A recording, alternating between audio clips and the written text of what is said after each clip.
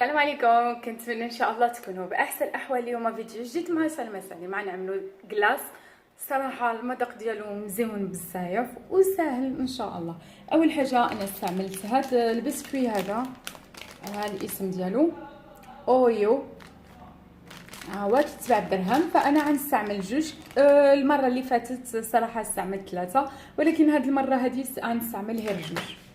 غنحاول انا نهرمش هذا البسكوي هذا اللي نتوما كتشوفوا، او بامكانكم تستعملوا اي بسكوي اسود. اللي ما كيعجبش البسكوي بامكانه تعوضوا باللوز او اي فواكه جافه يعني كتعجبوا.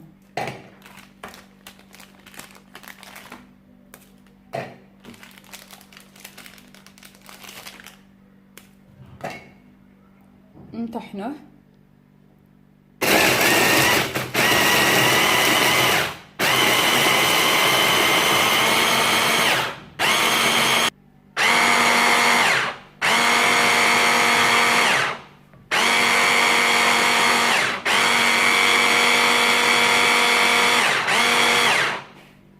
اجيو نشوفوا كيفاش رجع. ها هو رجع بهذا الشكل هذا غبره. ودابا اجي نبداو في الكلاص ديالنا. غناخذوا اناء اللي سبق لي عملت هرس فيه البسكوي، مهم عادي، مهم يكون بالاحسن يكون يابس. انا نعمل لكم قياس ديال الكاس كبير. عندي هذا الكاس كبير هذا، نتوما بامكانكم تعملوا اي كاس عندكم. فناخذوا انا نعمل هاد الكريمه هذه، خصها تكون بارده بزاف لان واحد المره نسيت وجربتها سخونه فخسر ليا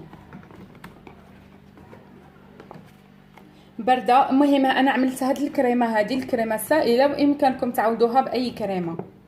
هاد الكريمه هذه هي الصراحه واخا مقارنه مع اخرين غاليه عليهم شويه، فكتباع كنظن 25 درهم، ولكن بامكانك تعمل بها حتى 4 ديال المرات. في الاول غتجيك صعيبه شويه، يعني 25 درهم ماشي بحال الاخرين 12 درهم، ولكن يا اخرين 12 درهم لواحد مره. هذه كنعمل بها الكلاص 4 ديال المرات.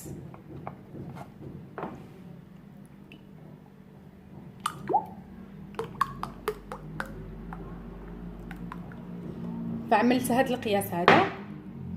ها هو كاس،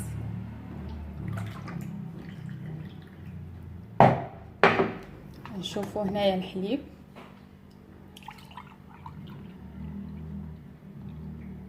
انا نعملو نفس القياس ديال الحليب، نفس القياس ديال الكريمه. فانا بغيتها ثقيله، الا بغيتو خفيفه تجيكم، فبامكانكم تعملوا كاس من هذا ديال الكريمه زائد كاس ونص ديال الحليب. فانا بغيتها ثقيله كيف ما قلت لكم. شنو باقي لي فلون. ها هو فلون ايديال، هيا بنكهه ديال الفخيز. فهنايا واحد الحاجه، هنايا هاد الكريمه هذه فهي عندي انا كريمه حلوه. الا ما كانش عندكم كريمه حلوه فبامكانكم تزيدوها 2 معالق ديال السكر. ودابا نطربوا كل شيء ونشوفوا هادشي كيفاش غيرجع. ودابا اجي نطربوها.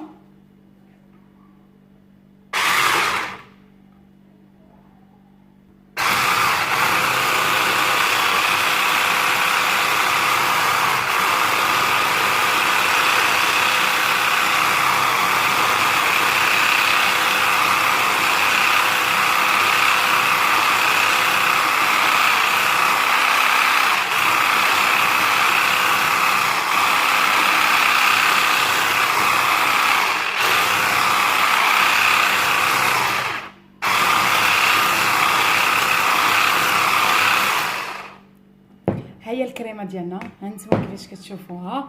دابا غنزيد عليها البسكوي، ولكن خصنا نشوفوا صافي خلطناها مزيان. نتاكدوا من المذاق ديالها قبل ما نعملوها في المول. ولكن هنايا قبل ما ننسى خصني 2 معالق ديال الكاس نيدو، فكيبقى اختياري. شنو هو الدور ديال الكاس ديال نيدو في في الكلاص هو كيخليها كريمه مزيانه وكيخلي واحد المذاق فيها مزيون. فانا هنا عندي هاد الحليب نيدو ناتشورال، يعني ما عنديش فيه السكر. فنعمل هاد نيدو، غنعمل 2 معالق كبار. بعد ما كيف ما قلت لكم خلطتها مزيان، هنا 2 معالق كبار. ودابا غنزول هادي وناخذ سباتول ونخلطهم مزيان. وهذا هو البسكويت اللي خصني انا.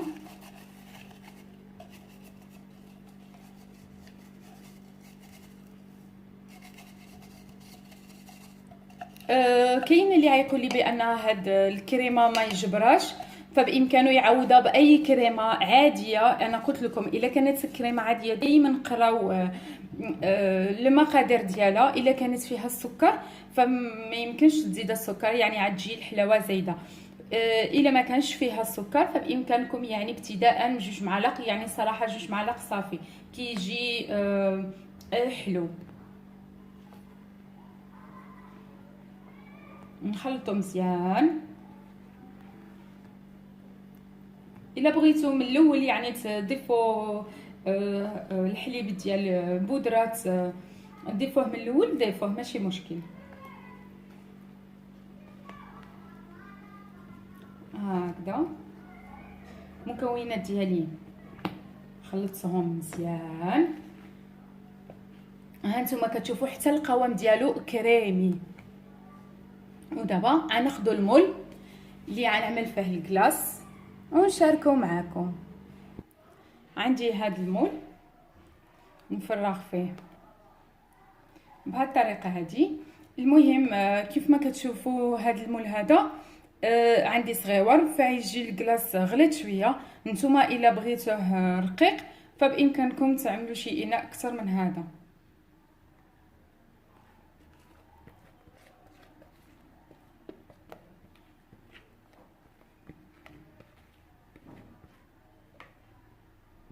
دابا بعد ما انتهينا بطبيعه الحال خصنا نعوضوه باش يجي الشكل ديالو مزيان ملي يقصاح. هكذا نعوضوا الحواشي ديالو كاملين. ودابا نحتفظوا به في الثلاجه. بلاتي نشوف الساعه، دابا عندي 5، فغنخليه انا ان شاء الله حتى الغدا، او يعني الليل من فوق 12 عاد تقدروا تشوفوه. المهم انا غنخليه في الثلاجه مزيان يبرد مزيان، وان شاء الله نشارك معكم الشكل النهائي ديالو. كنتمنى ان شاء الله يعجبكم. المهم صبروا معايا حتى الغدا ونرجعوا ان شاء الله. وهذا الشكل النهائي ديالها، فكنتمنى ان شاء الله تجربوها وترد عليا الخبر. انا متاكده 100% بلا غادي تعجبكم. جربوها وقولوا لي. المهم انا اليوم عملتها ليا ولد الزوج ديالي، فكنتمنى ان شاء الله الفيديو هذا يكون نال الاعجاب ديالكم. فهي الصراحه طريقه سهله ومبسطه باش تعملوا كلاص في الدار ديالكم بدون تعب. فكنتمنى ان شاء الله تكونوا استفدتم من هذا الفيديو هذا، ومع فيديو جديد ان شاء الله. وشكرا.